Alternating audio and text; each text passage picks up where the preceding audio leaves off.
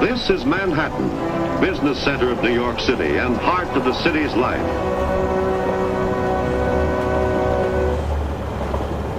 Now let's have motion pictures take us behind the scenes of a great railroad at work.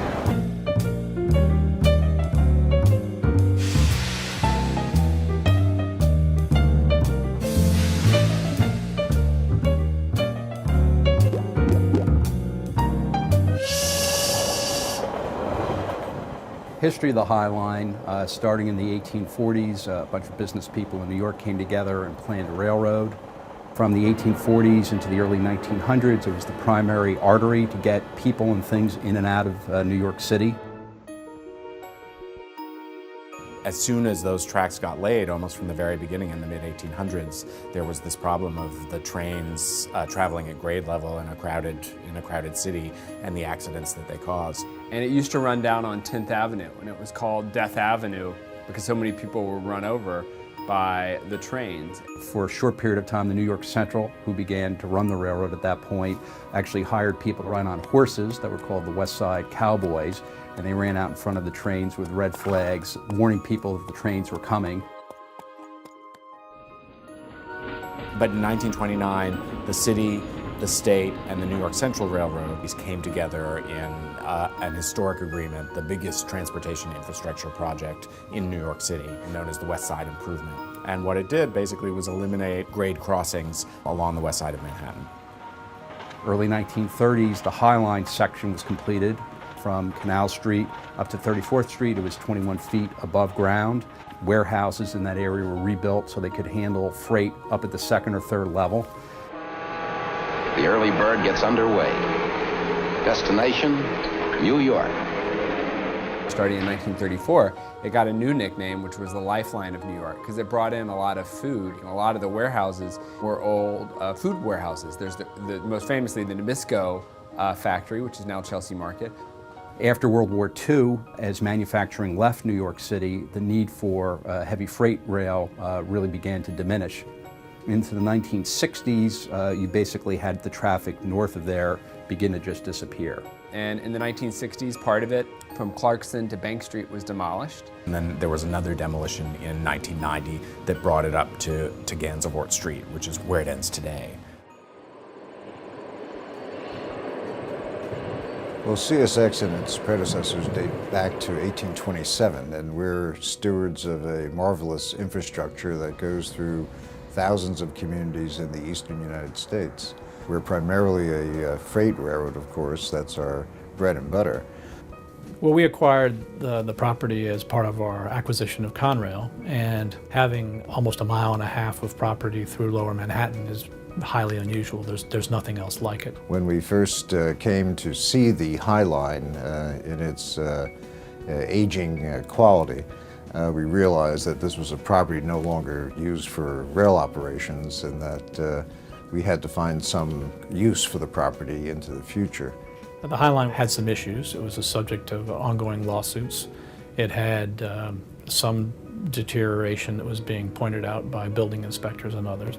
So the first strategy, immediately after Conrail was acquired, the push was to demolish it. We didn't necessarily think that was a great thing, but that seemed to be what the city wanted and all the interests wanted. One of the first things that CSX did was commission a study on what to do about the High Line from the Regional Plan Association. We listened to others who had ideas on how this property might be utilized, everything from a horizontal parking lot to a rolling billboard. One of the possible solutions that came out of that report was rail banking. Well, rail banking is the idea that when lines of railroad becomes no longer useful for freight usage, interested parties and communities, governmental agencies, can work out a consensual arrangement with the freight railroad to reuse the right-of-way for trail and other park-like purposes. I live in the West Village and always seen the High Line, but really didn't give it that much thought. And then I read an article in the New York Times that it was going to be demolished. So in that newspaper article, CSX mentioned the openness to the idea of doing some kind of park proposal on the High Line. I went to my first community board meeting where I heard CSX was presenting a study that they had commissioned from the RPA about different uses. I sat next to Robert, coincidentally, and the discussion about the High Line began. CSX basically said they were looking at all different kinds of options, but most people in the room either didn't care at all or really wanted to tear it down. Then we began to look at how could you build an organization with a mission of preserving the structure and figuring out an exciting way to reuse it. We realized we were the only two people really interested in it. So we exchanged business cards, and that's how we started Friends of the High Line. We went and approached CSX about the idea. It was really through the Friends, the High Line, who got the ball going on this and started to create the drama and the enthusiasm for this public park. One of the single most important things that happened to save the High Line in the very early days was when CSX made it possible for Joel Sternfeld's project to photograph the High Line. They basically made it possible for the world to see what was on top of the High Line.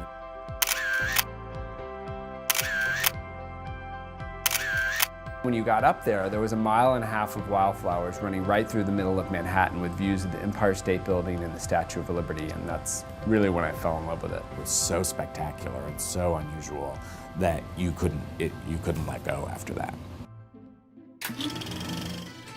We were invited to visit an earlier administration of the city of New York, and I had the opportunity of meeting with the deputy mayor, who told us as we walked in the door that our High Line was the biggest blight in the city of New York.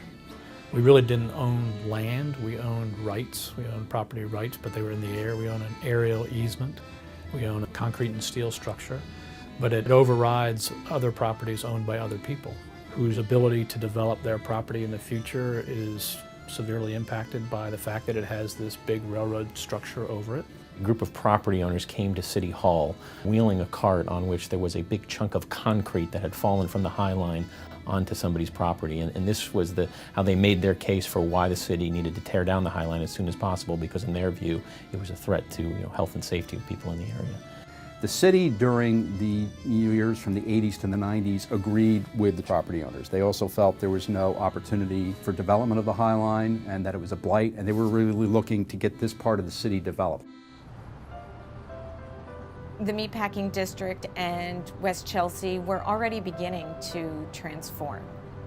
There were galleries coming in, more restaurants. The previous administrations looked at the High Line as something that if it came down, we could just really redevelop the neighborhood. Here you have this neighborhood that's so close to so many other prime parts of Manhattan. The wieners are packed in carton. And yet the zoning still prescribed largely manufacturing uses that had left this city decades ago and that wasn't coming back. And there are people who have a right to feel the other way about it. And it got to the point where in the final days of the Giuliani administration, papers were signed that would have committed the city to participating in a demolition agreement for the High Line. The public wants their... There was a real turning point in the city's policy towards the High Line in sort of 2001, 2002 timeframe, and it's really attributable to one simple reason, a change in mayoral administration. The High Line's a good idea. We don't have anything like it in this city. The Bloomberg administration understood the visions that the Friends had for the reuse of the line, as well as our desires for the use of the line as a public park. Coincident with the redevelopment of the High Line, there was a city policy to encourage the redevelopment of the entire neighborhood, and that required a rezoning. But how do we figure out how to use the city's interest in upzoning with the community's interest in preserving this immediate area and the interest in preserving the High Line itself as a park, and combining those things using a tool called the Transfer of Development Rights, or TDRs as they're known. For example, assume that a property owner whose property is encumbered by the High Line has the legal right to build a 6-story building, but because of the High Line can really only build a 1-story building. We created the right for the adjacent property owner to theoretically build a 10-story building, but only gave them the air rights to enable them to build a 5-story building. How could they build a 10-story building? They had to purchase 5 stories from the property owner whose site lay underneath the High Line. And at that point, everybody was able to come together over the next couple of years on an agreement where the underlying property owners would be able to get the benefit of these transferred development rights, where the railroad would be indemnified for any liabilities, with the city getting the ability to zone the way it wanted to zone, and the Friends being able to preserve the line in its entirety. This has been a moment that I know we've all been eagerly awaiting. After Mayor Bloomberg came in office, we started thinking about design. We did a real design competition in 2004 where we actually selected the design team of James Corner Field Operations and Diller, Scofidio, and Renfro. We broke ground in April of 2006. Seeing the transformation of this structure beginning was just incredibly moving and beautiful. The design and construction really achieved the goals of reclaiming a usable past. The planting is really one of the things that's so special about the High Line.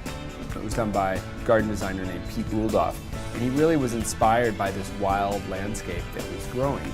But now it changes every 2 weeks. And we opened the first section in 2009. It was such an outstanding success when it first opened that they had to limit access that summer. Before we opened, we thought maybe 300,000 people would come a year. Last year we had 3.7 million visitors, and this year we'll definitely have over 4 million visitors. So it's far exceeded anything that we thought of. Every time I look at it, I have to almost pinch myself. You know, I'll be walking in the area and I'll hear people talking on the phone and they'll say, you know, I'll meet you at the High Line. And then we opened this second section from 20th to 30th Street in 2011. And in coming years, we hope to open the final section at the West Side Rail Yards, bringing us to 34th Street. Well, I think CSX is extremely proud to be part of a project that has been so successful. This has become an enormous icon of New York City now, and it's a place that people come from all over the world to see it. And that I think everybody who worked on the project, whether at Friends of the High Line, at CSX, or at the city, we're all grateful for having played a part in something that's really going to have a lasting impact here in New York. Everyone loves trains, and people always love that sense of the journey and the idea of looking out the window and watching a changing landscape. The High Line, I think, evokes and preserves that. You know, Steve and Pete probably had the best understanding of how truly difficult and unlikely this would be, and yet they were willing to work with us and, you know, give us that opening that helped make it all happen.